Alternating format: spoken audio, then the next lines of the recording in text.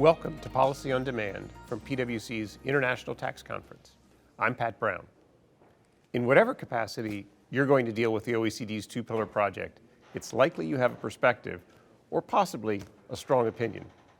In this episode, we're going to get two perspectives, one from Japan and the other from the United Kingdom. Joining me to walk through the issues in each of their respective countries, Matt Ryan and Shin Yamaguchi, respectively from the UK and Japan. So, guys, let's get right into it with a relatively provocative question, at least as I see it. So, we know throughout the OECD's Pillar 2 process, the U.S. has played a very significant role through the Treasury Department in the negotiations in Paris. And yet the U.S. is obviously in no hurry to actually implement the Pillar 2 rules in our domestic law. So, from the perspective of each of your countries, maybe Matt, I'll start with you. How is this landing in the UK that the US has played a very significant role in the development of these rules, but now apparently, from a legislative perspective at least, is taking a big step back and not actually moving forward to implement? Yeah, I think you could say high level it does look strange. What's the US doing, being involved in detail, given it's not implementing? Should it stop interfering? But actually, from a UK MNC perspective, it's likely to be welcome as a consequence of the difference in the US system versus Pillar 2 that's accounting based. You're seeing a number of instances where the UK can be low tax. Right. So actually revising some of those rules to cater for the details of the US system means you're not going to get that top-up tax that increases the cost of capital in investing in the US. So it's actually, when you dig into the detail, welcome for UK multinational groups with big US investments. Okay. Shin, you have talked about, from a Japanese perspective, that the Japanese government frequently would look to US leadership in areas of fiscal issues at the OECD and in other fora. So we've had some leadership, and then again, we've had this stepping back. How is the Japanese government reacting to that, and how are Japanese companies thinking about this?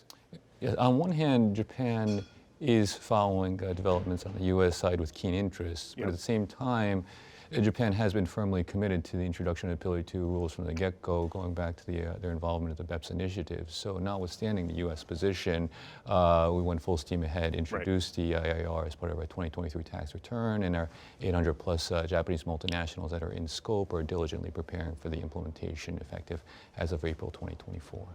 Okay, so now we're going to turn from provocative to very practical. We've seen the OECD release model rules. We've seen the OECD release round after round of administrative guidance, and we know more administrative guidance is coming, but we're here in 2024. In each of your countries, multinationals are having to confront the OECD rules with real effect here and now in an environment where the government essentially has to play some game of catch-up to get the various tranches of administrative guidance, essentially to keep themselves current with the rules. So maybe, Shin, I know you've talked about, from a Japanese perspective, tax legislation is a once-a-year event. So as we think about Japan proceeding with implementation of Pillar 2, how is the government keeping abreast, and how are taxpayers keeping up with the fact that this is a very dynamic environment and guidance is getting released and has to basically, over time, get incorporated into the rules? Well, let's take, for example, the past 12 months. The IIR was approved almost 12 months ago. Since then, we have hundreds of pages of legislation, regulation, and circulars come out. Then, at the same time, over the past 12 months, we've similarly had hundreds of pages of administrative guidance come out, which will again be incorporated as part of the 2024 tax reform.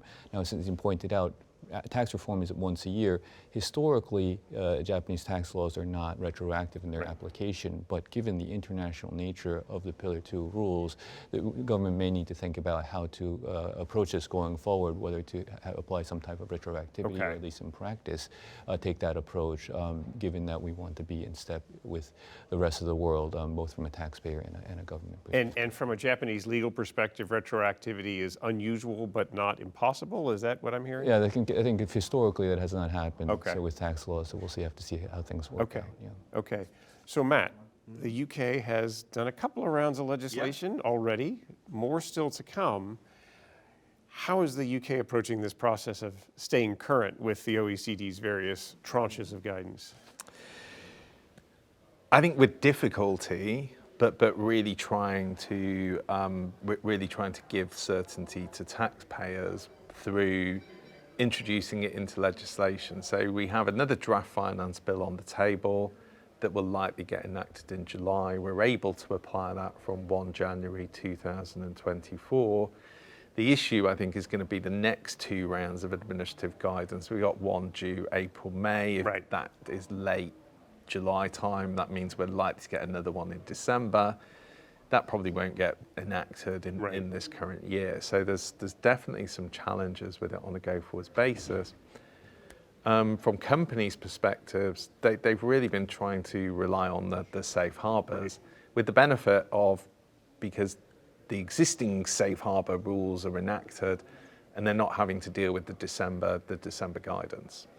So as quarter ends are happening, companies have to apply the law that's enacted on the books. Is that creating issues, or is that more of a made-up issue, or are we seeing this as a potential real problem? I guess as we're sitting here, it's for most companies still within the first quarter, right? So, I absolutely think we're going to start seeing it as a real problem on a go-forward basis that just hasn't become apparent to a number of groups yet, given that they have been focused on the safe harbors. The December guidance brings the safe harbors, the ability to utilize them into question, given some subjectivity. But if that's not enacted into UK legislation until like July time, which is probably when we'll get the next update, then you're actually looking at the current rules. So that doesn't come and bite you till Q3 end of year. But there's other instances of the UK rules that do, such that we only allow a country's QDMTT to benefit from the safe harbors to the extent it's on a list published by UK Treasury. Well, that list hasn't been published, so those safe harbors aren't in play yet. And so you're like doing the local calculation, but needing to do the UK calculation as well, which can give a different outcome. Yep. Shin, you have talked about, I want to come back to you here. Japan obviously already has a robust set of CFC rules. Now we have the Pillar 2 rules coming effectively on top of that.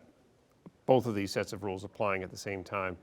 How is the Japanese government thinking about that? Are we going to live with both sets of rules applying, or will we do some attempt to harmonize them?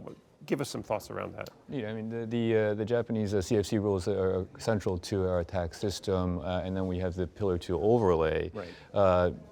As it turns out, the Pillar 2 rules and the CFC rules, push down, et cetera, don't quite gel within the Japanese system. So in terms of calculation or reporting, so the question, when we're seeing implications that are perhaps unexpected, unforeseen, so the question will be, how do we address these issues either from a legislative or taxpayer perspective, given that some of these issues may be unique to the Japanese system, and perhaps there are other instances around the world, similarly domestic tax rules versus the OECD model rules. There's some tension there. Well, we know we've got the issues in the UK. We've got a diverted profits tax. We've got offshore receipts and intangible property. We've got DST. We've got all manner. We've got CFC rules.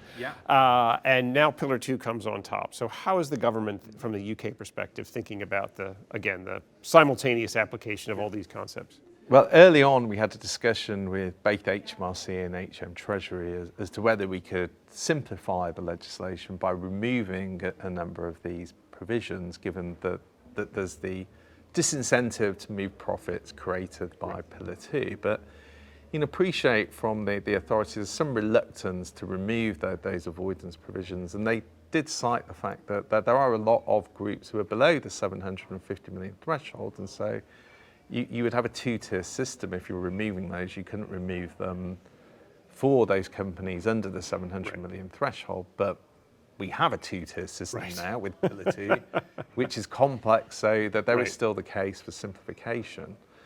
But we have seen some simplification in the offshore receipts rules, which are there to disincentivize companies putting IP in low tax locations, will sunset once the UTPR comes into play, and essentially those low tax profits would be picked up. So some simplification, but just not as much as taxpayers would desire. Right, so we're going to call that a hopeful note on which to end, some simplification. And that's from your perspective, Matt. From Shin's perspective, maybe some possibilities for some simplification or harmonization, but we'll have to wait and see. So we're going to have to leave it there. Matt, Shin, thank you guys both for providing your perspective.